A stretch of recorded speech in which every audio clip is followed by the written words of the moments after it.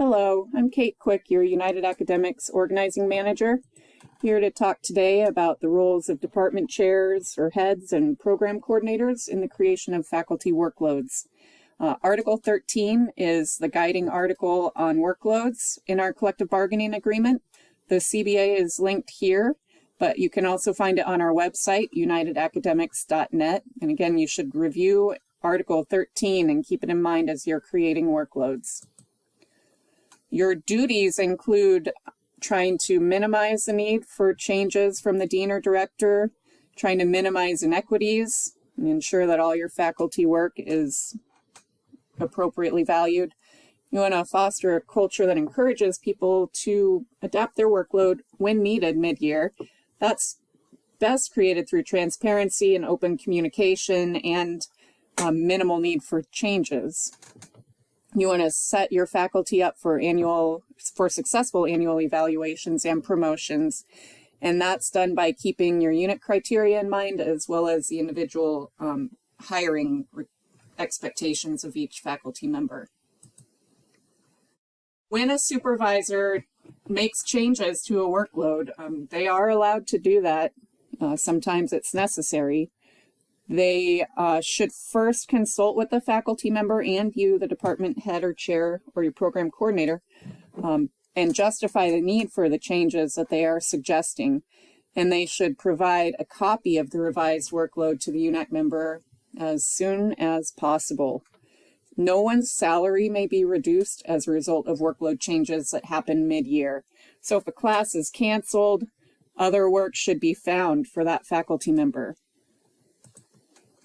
When you are recommending teaching assignments, it's a great idea to have your faculty who do similar work teach similar types of classes to meet and discuss what they're teaching, what they want to teach, what they don't want to teach. Sometimes people will have to teach what they don't want to teach, but they shouldn't have to teach it every year if that can be traded around. Alternatively, maybe you have a standardized form that you've created or your predecessor created to collect everyone's preferred teaching assignments. It's important for you to consider the equity of the teaching distribution. That's like the workload, the content, make sure that everyone's being treated as fairly as possible. And also ensure that your students' needs are met to the maximum extent possible, but you can't force any faculty member to teach an overload class. So there is that caveat there. Faculty work should always reflect their hiring agreements, your unit criteria, and any external funding requirements. When you're recommending workload units for research or creative works, this is guided by Article 13.4.7. UNAC members who are hired to conduct research or creative work, whether they were hired with the stipulation to bring in funding or not, should have workload units dedicated to the research or creative work every year. UNAC members who do have externally funded research or creative commitments should be given the opportunity to buy out workload units in order to meet their funded research or creative commitments. This is good for the university, it's good for the member, it's good for your department or program.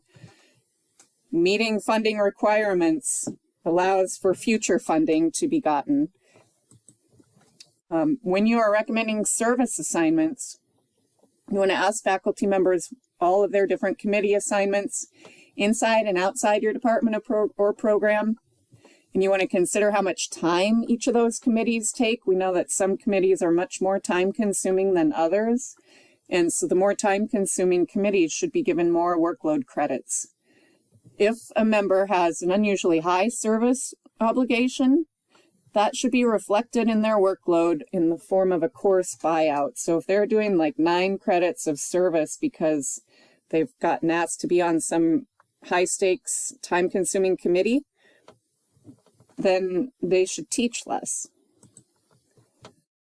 You want to treat all of your faculty members as fairly and equitably as you can. I know that probably is just a natural thing that you do, but you can make sure you're being perceived that way by being transparent, open, and inclusive with everyone in the way you communicate. Faculty members were hired to do different things, and so that has to be reflected in their workloads.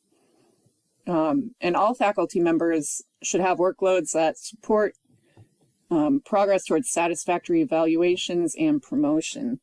And again, we want to aim for a 40-hour work week for all faculty members. Your workload deadlines are coming up March 1st. All faculty members in your department or program should give you their workload. By April 1st, you need to pass those workloads on to your supervisor, usually a dean or director. And along with the workloads, you need to give that supervisor a summary of the courses and student credit hours to be delivered, and a summary of aggregate teaching, research, and service activities that your department or program will accomplish.